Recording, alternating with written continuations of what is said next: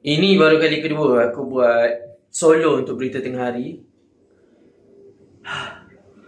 Nervous tu masih ada, Mat. Dia macam lain sikit feel dia. Okay, mari kita ambil shot luar negara dulu. Okay, nampak? Okay, Cun. Luar negara, Cun. Kita pergi ke shot sukan. Balik ke kanan ke kiri? Okay. Kita nak bagi belanggar dengan ini. Okay, Cun. Keman, Cun. Thank you semua, thank you. Dalam biji kepada. Aduh, ST server A. Audio server A. Thank you. La la la la la la la la la. Super cute. Oh, itu kah Falina naik atas, mantap. Bantuan sekolahan kita akan mula, sebenarnya dah mula semalam dah bagi sos.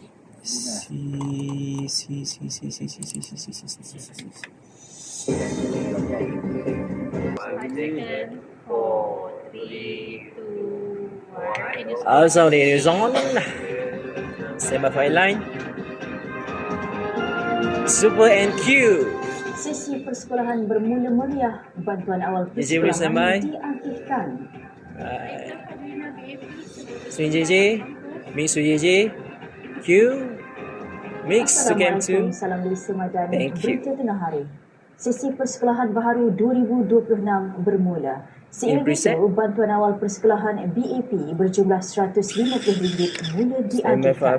Menteri Pendidikan Fadlina Sidik berkata, penyerahan bantuan itu menjadi platform penting untuk mengukuhkan hubungan antara ibu bapa dan pihak sekolah. Take B up sound first. Bantuan sekolahan kita akan mula, sebenarnya dah mula semalam dah bagi sekolah yang telah pun bermula. Jadi ini kita harap dapat dimanfaatkan kerana ini adalah komitmen Kerajaan Madani untuk memastikan semua ibu bapa, semua anak-anak tanpa kecuali mendapat manfaat daripada bantuan awal persekolahan ini. Q. Beliau dan Timbalan Menteri Pendidikan Wong Kah Woh meninjau sesi persekolahan hari pertama. Beliau terus mengucapkan selamat kembali ke sekolah kepada semua pelajar sekolah rendah dan menengah di seluruh negara. Next, Fadina BSR. Take reader.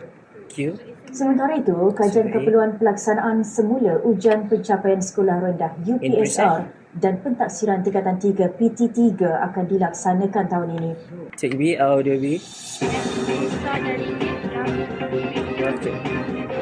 Semua. Take reader.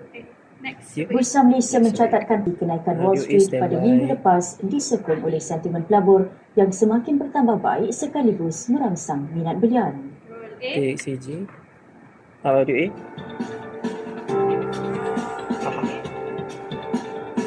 Sebab itu berhati-hati jika anda menyunting sesuatu.